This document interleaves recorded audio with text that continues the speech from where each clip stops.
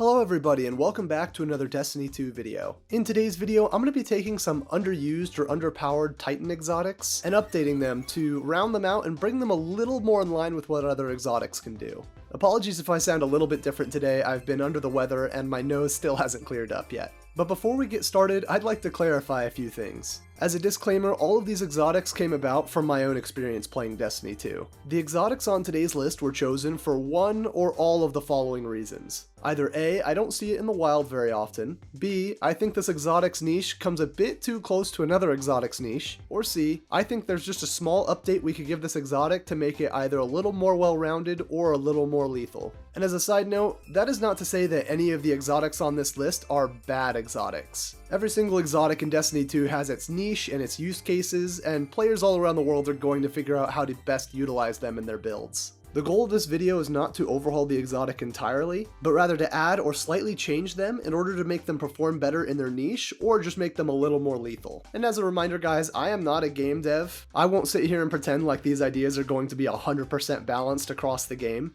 But even still, I did my best to balance them in both PvP and PvE to the best of my abilities. And also guys, all of these changes are just my opinion. If there's an exotic you like on this list, it does not mean that this exotic is a bad exotic. These are just changes that I would like to see made to these exotics to make them a little more usable in all sorts of content. Also, before we got started, I wanted to shout out some members of my clan who helped me to formulate these ideas and put this video together. So I'd like to give a shout out to my clanmates Seawalker, Bat, Pearl, Drew, and James. All of these guys were super key in helping out with this video, and I cannot thank them enough for helping me formulate these ideas. With those ground rules out of the way guys, let's jump into our first Titan exotic. Kicking off our list, we have the One-Eyed Mask, which comes with the perk Vengeance. Highlights the target who dares to damage you. Track down and destroy them for an overshield. One-Eyed Mask has been the king of Titan PvP exotics for a long time. Its perk is simple, yet effective. Target shoots you, you kill the target and get an overshield.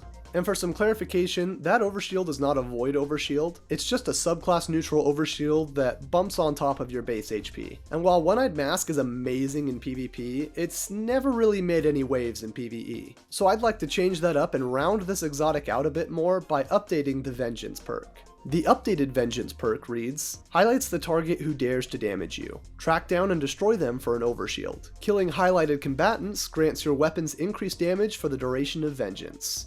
A super simple addition that I think could really help One-Eyed Mask's PvE viability. It changes nothing in PvP, don't worry, it's not going to be busted there by adding extra weapon damage, as you can only get the weapon damage for killing highlighted combatants. And this increased damage buff doesn't have to be anything crazy. It could be the equivalent of a couple of surge mods of damage. This small change to Vengeance's wording would really help One-Eyed Mask out in many PvE activities. Again, its PvP form would stay virtually untouched. I would just like to add a small bit of PvE viability to this amazing helmet.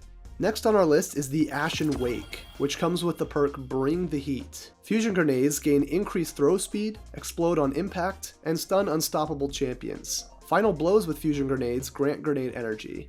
I ran around with Ashen Wake to test for this video, and I forgot how much fun these exotic arms are. Getting chain kills of fusion grenades is so satisfying and so much fun. But that fun is cut brutally short if your grenade doesn't kill an enemy, or if a teammate kills an enemy while the grenade is mid-flight towards them. And nothing feels worse on Ashen Wake than completely missing or not killing a target with your grenade. But it does not have to be that way. We've seen recently that Bungie felt similar about the insurmountable Skull Fort, and gave it a way to recharge your melee with just base melees. This small change transformed Insurmountable Skull Fort from a good exotic into an absolutely meta monster. And I think Ashen Wake could use a similar treatment, which is why I'm adding to the Bring the Heat exotic perk. Fusion grenades gain increased throw speed, explode on impact, and stun unstoppable champions. Final blows with fusion grenades or scorching enemy targets grant grenade energy. So Ashen Wake will still function the exact same as it has been. The only addition I'm making is for those cases where you miss your grenade or the grenade doesn't kill your target. In those situations, Ashen Wake will now have the chance to regen your grenade a little bit faster just by scorching enemy targets, which can be easily done by either your sunspots or a weapon with incandescent. Overall, I think this rounds out Ashen Wake perfectly and makes it feel a little less bad when you don't kill a target with your fusion grenade.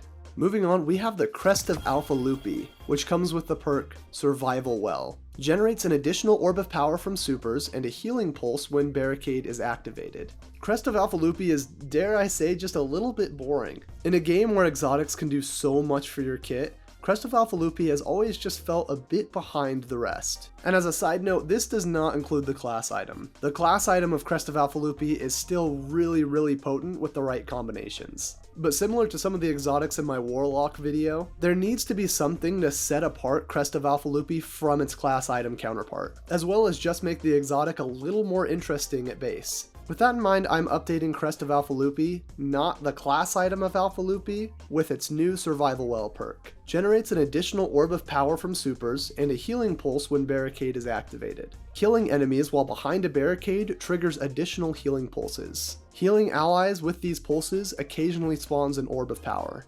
As you can see, this change does nothing to the base functionality of Alpha Lupi. And again, its class item counterpart will not be receiving this update. But I think this change keeps Crest of Alpha Lupi the same as it is in PvP, while giving Titans a more subclass neutral support exotic in PvE. The play loop would be super simple. Drop your barricade to heal yourself and nearby allies. Killing enemies while behind the barricade can spawn additional healing pulses, and when 2 to 3 healing pulses hit an ally, it spawns an orb of power for you both. The amount of healing these pulses provide, as well as the amount of pulses per barricade cast, could be tuned in order to better balance it in the sandbox. But overall, I think these changes are a massive addition to Crest of Alpha Lupi and definitely sets it apart from its class item counterpart. Moving on, we have the Actium War Rig, which comes with the perk Auto Loading Link. Steadily reloads a portion of your equipped auto rifles or machine guns magazine from reserves. Provides a moderate benefit to the airborne effectiveness stat of auto rifles and machine guns. Actium War Rig has always been a really fun exotic, but never a really meta exotic. Its perk is super straightforward, basically just every once in a while dumping ammo from your reserves into your auto rifle or your machine gun. But besides giving those guns a little bit more airborne effectiveness, it really doesn't do anything else. But in a world where Peacekeepers can buff your SMGs and Lucky Pants can buff your hand cannons, I decided Actium War Rig should give auto rifles a little bit of a damage bump. So the new auto loading link perk reads, steadily reloads a portion of your equipped auto rifles or machine guns magazine from reserves, and grants them occasional explosive rounds. Provides a moderate benefit to the airborne effectiveness stat of auto rifles and machine guns.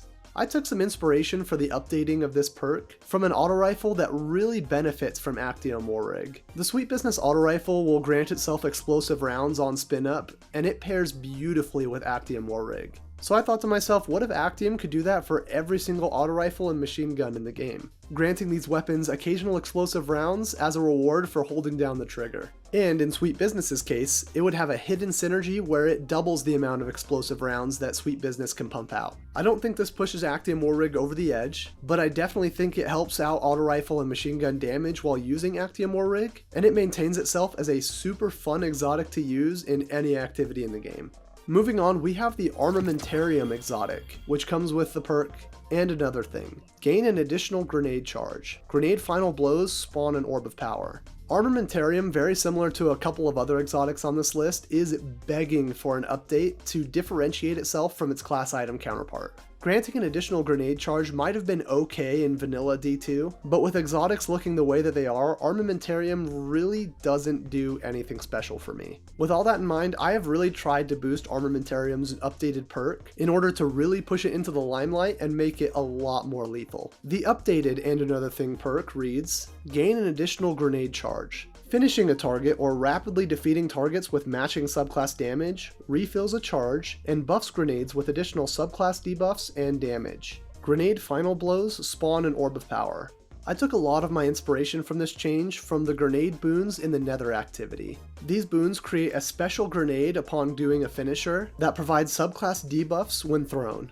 I decided that this effect would port perfectly into the Armamentarium, but instead of granting you a unique grenade, finishing a target or rapidly killing targets with matching subclass damage would refill your grenade charge and give it additional debuffs and damage. For example, solar grenades would scorch more, Arc grenades could maybe blind since they already jolt if you have the right fragments equipped. Void grenades could suppress or make enemies volatile. Stasis grenades could provide increased slow. And strand grenades could add additional unravel. I may have gone a bit far with this perk, but I think Armamentarium could use some serious love. And this updated exotic perk really pushes Armamentarium into better build crafting synergies and lethality.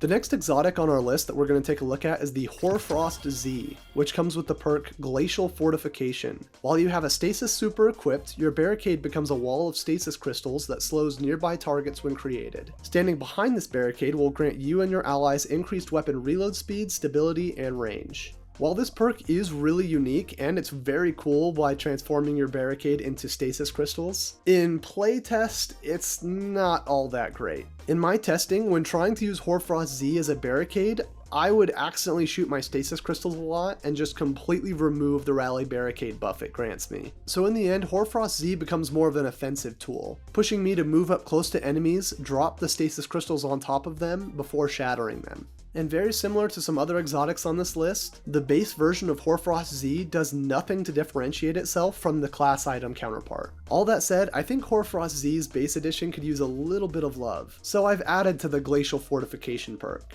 While you have a stasis super equipped, your barricade becomes a wall of stasis crystals that slows nearby targets when created. Standing behind this barricade will grant you and your allies increased weapon reload speed, stability, and range. Destroying stasis crystals creates a shockwave that slows enemies. In updating Hoarfrost-Z, I decided to lean into the part of the base text that reads, "Your barricade becomes a wall of stasis crystals that slows nearby targets when created." I didn't think it would be too far out of the question to add more slow to destroying stasis crystals just at base for Hoarfrost. This would allow you to slow any targets standing next to stasis crystals that you destroy, which gives Hoarfrost-Z a nice bit of neutral game to round out its stasis crystal barrier wall. And no, this wouldn't affect the class item at all. This change was intended to bump Hoarfrost-Z into a place where it could differentiate itself from its class item counterpart. And I think the play loop of creating slowing shockwaves upon destroying stasis crystals to be really cool and a perfect addition to Hoarfrost-Z. Next up on our list is the Arbor Warden, which comes with the perk Baronade. Using your class ability channels Defensive Light inward, providing a grenade that creates a barricade on impact. Arbor Warden is a fantastic looking exotic, and the animation that plays when you turn your grenade into a barricade grenade is really cool. It synergizes with aspects like Dranger's Lash and Bastion, but unfortunately all of these things really don't make Arbor Warden stand out. They're cool and they're unique, but that doesn't mean they're potent enough for Guardians to use over other exotics. And be honest with yourself, when is the last time you saw Arbor Warden used anywhere? This exotic needs some serious love. Love I think I can give it with its updated Baronade perk. Using your class ability channels Defensive Light inward, providing a grenade that creates a barricade on impact. Grenade kills grant bonus class ability energy, and weapon kills from behind a barricade substantially increase grenade recharge rate.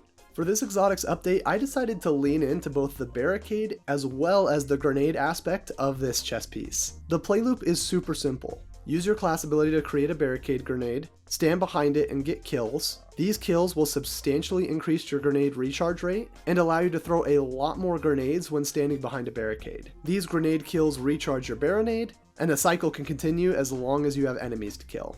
This change keeps Arbor Warden subclass neutral, and it is very build flexible. And I think as far as theming goes, allowing Arbor Warden to synergize with not just your barricades, but also your grenades is a perfect synergy and play loop. I would absolutely consider using Arbor Warden more if it ever got a change like this. The next exotic we're going to take a look at is the Dunemarchers, which comes with the perk Linear Actuators. Increases sprint speed. Sprinting builds up a static charge. After melee attacking an enemy, that charge will chain damage to nearby enemies. My problem with the Dunemarchers is that they really need a direct overhaul to their perk. I think there are just too many other exotics that do what Dunemarcher does even better. And a lot of these exotics include subclass effects with their melees. This is one of the few exotics that I think could use just an absolute overhaul, but that's not what I'm here to do in today's video. So in order to update Dunemarchers into a better position against its peers, I've updated Linear Actuators to read Increased Sprint Speed. Sprinting makes you amplified and builds up a static charge. After melee attacking an enemy, that charge will chain high damage jolt to nearby enemies, and provides damage resist for each target jolted. So the first big change I gave Dunemarchers is the ability to just make yourself amplified while sprinting. This is a perk that you can actually find in the boon system from the Nether activity, and I think that boon plays perfectly into Dunemarchers theming. Adding jolt, and by extension jolting damage resist, has been lifted straight from Gifted Conviction, which I feel is a totally apt change to give to Dunemarchers. Again, I still think Dunemarchers could use just an absolute overhaul, but I think the changes I've recommended are a good start in order to help this exotic better carve out its niche. The next exotic on our list is the Mark 44 Stand-Asides, which come with the perk, Seriously, Watch Out. Grants an overshield when you're sprinting at full health with Seismic Strike, Hammer Strike, or Shield Bash equipped and charged. Hits with these abilities recharge a portion of your melee energy. While I think the Stand-Asides are a really cool exotic, I think they are vastly outgunned and overshadowed by some other melee exotics in the Titan's armada. So while Mark 44 Stand-Asides give you a safer shoulder charge, they're never going to be a Peregrine Greaves shoulder charge which insta-nukes things and then gives it back to you in full. And in Destiny 2, a lot of times the best defense is a great offense. So with that in mind, I decided to lean more into the overshield aspect of Mark 44 by updating its perk. Seriously Watch Out now reads, grants an overshield when you're sprinting at full health with Seismic Strike, Hammer Strike, or Shield Bash equipped and charged. Leaves behind a wide trail that boosts allies' movement speed and grants them an overshield. Hits with these abilities recharge a portion of your melee energy.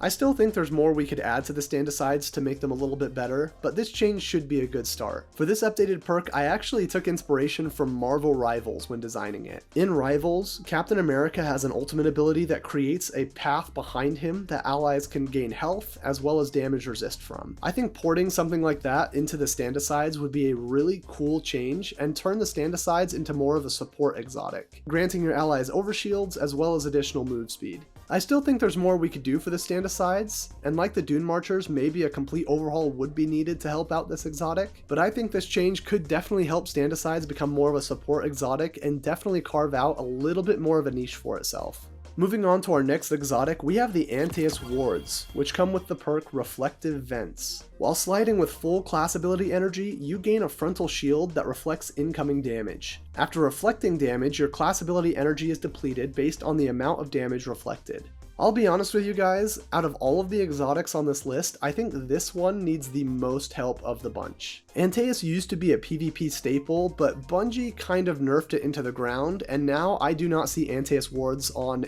anywhere in any activity. And when trying it out for myself, I could see why people don't use these things anywhere. They're annoying to proc, they don't work all the time, and they just feel really, really bad. I was killed many times trying to test these exotics in PvE. If any exotic on this list deserved an overhaul, I think Antaeus Wards would have to be my top pick. But that's not what I'm here to do today, so let me recommend a change that I would like to see in the meantime. But before we get into the perk, I would like to make a few out of perk suggestions. Reflective Vents needs to be separately tuned for PvE and PvP. I understand the change for PvP. You don't want people sliding around just completely negating damage. But God, trying to use this in PvE was awful. I think in PvE activities, having reflective vents proc every single slide you do and not needing a sprint to charge it up would be such a massive change and would really help the wards out. On top of that change, I am updating reflective vents to read, while sliding with full class ability energy, you gain a frontal shield that reflects incoming damage.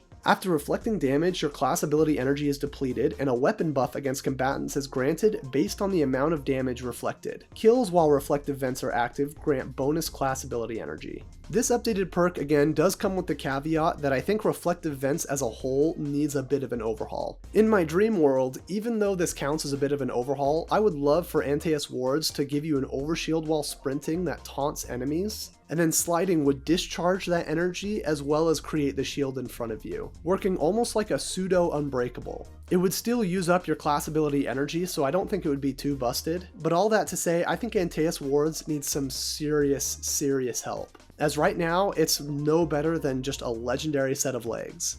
Moving on, our next Titan exotic is the Phoenix Cradle, which comes with the perk Beacons of Empowerment. Soul Invictus lasts twice as long. Allies who pass through your sunspot are granted Sol Invictus and Solar Restoration. In the comments of my last video, I saw a few people recommend Path of Burning Steps for an update in my Titan video. And I hate to disagree, but I think Path of Burning Steps is actually in a decent spot. Exotics that provide a 4x surge are always really strong in my opinion, especially ones where you can passively gain their benefits just by using the subclass as you normally would. But we're not here to talk about Path of Burning Steps, we're here to talk about Phoenix Cradle, which is an amazing support exotic for Solar Titans that I really don't see many people use. It's not that it's a bad exotic, I just think that outside of coordinated teams really utilizing Phoenix Cradle, the average day-to-day players are not going to notice or realize that Phoenix Cradle is active. And that means playing Phoenix Cradle support Titan goes kind of unnoticed by most people. Now I know I have tried my best to avoid overhauls in this list, but I had such a good idea to update Phoenix Cradle that I had to put it in this video. The new Beacons of Empowerment perk reads, walking through sunspots collects them into a solar storm. Stacks up to 4 times with increasing radius.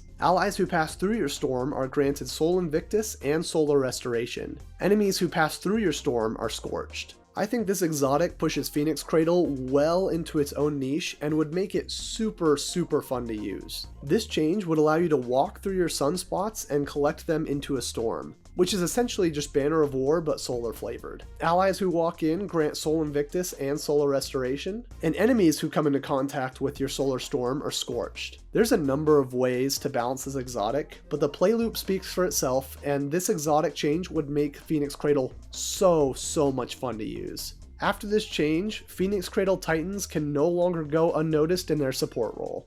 The last exotics I wanted to tune on this list are the Blastwave Striders. Blastwave Striders come with the perk named after them, which reads, gain resistance to your explosives. Defeat targets to charge this armor. Once charged, slide or deal explosive self-damage to rocket jump backwards, and blast deadly shrapnel projectiles that spawn stasis crystals on impact. Charged rocket jumps grant frost armor. Now to me, Blastwave Striders are just fine. They're fun exotic, and right now they have a really fun meta build that will probably disappear after this season is over. My one and only gripe with this exotic is their crystal spread just seems to be everywhere. So no new exotic perk for this one, no big changes, but I definitely think Blastwave Strider's shrapnel needs to be more controllable and concentrated. I would love for the Striders to be able to shotgun its shrapnel right in front of it, in a very similar manner to Behemoth Titan's heavy attack. Allowing for that sort of pattern would allow me to use Blastwave Striders a lot more offensively and just give it more control in general. Again, super small change to the Blastwave Striders, but I would love to see a change like this in order to help the consistency of these boots. And with the Striders out of the way, that is all of the exotics on my Titan list. What did you guys think of my list of exotics today? Did you like the changes? Did I miss an exotic that should have been updated on this list? Let me know in the comments down below, as I really do read over those all of the time. I did one of these videos for Warlock, and the Hunter one as well as a weapons focused one are coming out real soon. But in the meantime, thank you guys so much for watching, it really does mean the world to me. If you guys have any feedback on my content or future videos you'd like to see me make, please put it down in the comments below. I really do read over those at least once a day. And thanks again to all the clanmates who helped me formulate these ideas. I could not have made this video without you. But that'll do it for me, guys. Thank you guys so much for watching, and I will see you in the next video.